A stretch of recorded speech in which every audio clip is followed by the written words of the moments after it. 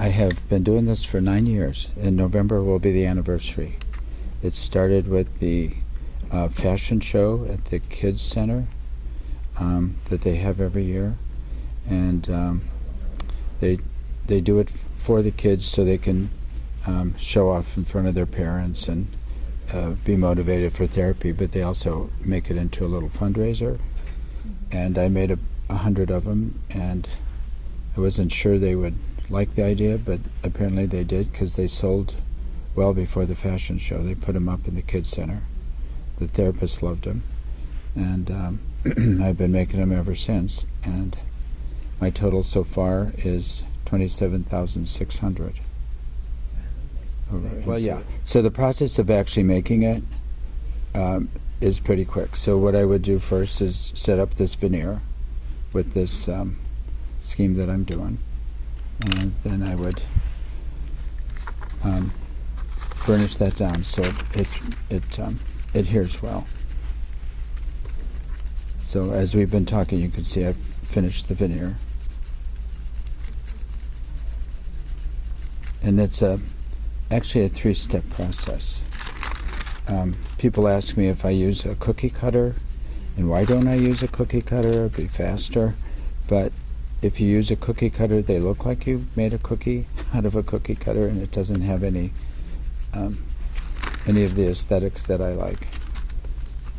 So the first step was to put this veneer down, and I use these little templates. So you do have a template. Yeah.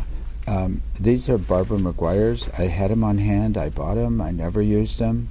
And then all of a sudden I thought I wanted to make hearts. I decided, why bother reinventing the shapes? She had 4 really very good shapes, opportunities. So I'll make the heart veneer, and I'll cut it out.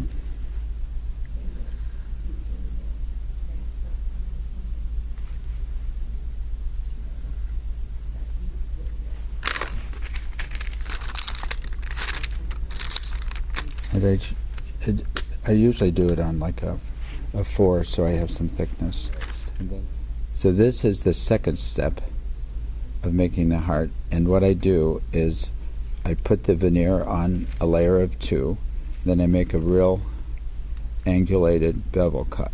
So it's about you're angling down. Yeah, so you can see the shape of that. And I try to make my cut go right below the surface of the veneer.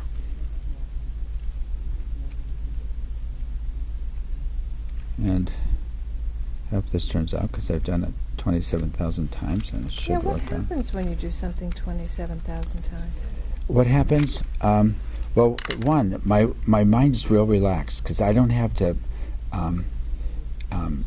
plan something out and make a pendant and then worry about 40 beads to go with it and then string it and figure out how to make the surface or the attachment look really arty and stuff. So my canvas, so to speak, is pretty uniform. So I can the things that people have to worry about, scale and designs and what would fit on a heart, sort of easy. So when I go down to the workroom, it's sort of like a relaxation. So I made I made that bevel cut, and you can see that there's a rim of the pattern all the way around it. That's the best example. You try to keep that as even. And so when I take this piece, you don't want that seen, and I'll put it on a backing piece that sort of coordinates. And then I'll put that down. It'll roll down. And it gives me a nice curve to the heart.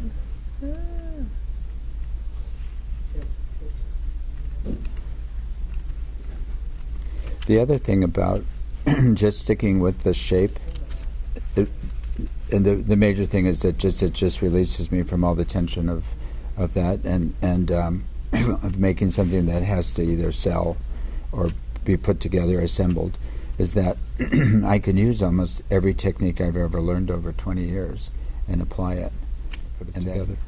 So after I adhere this heart to the surface, try to make as clean a attachment as possible, then I'll cut this out in a vertical. It's a straight up and down cut.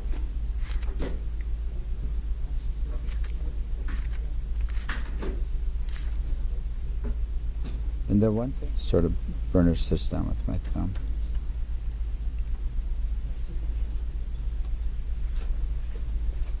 The other benefit of making 27,000 hearts is I can use all that stuff I bought over the years.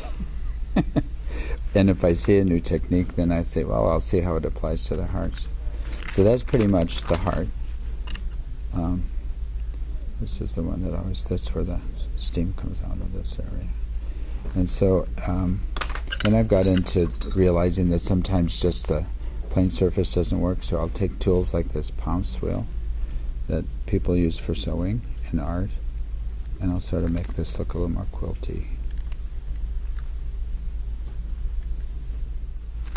Sort of, you can see how it separates this into making it look like it was pieces of fabric put together. And this one was stained, so it brought out sort of all the marks. So this is a tool that I love called the amalgam carrier. So I will take this and just sort of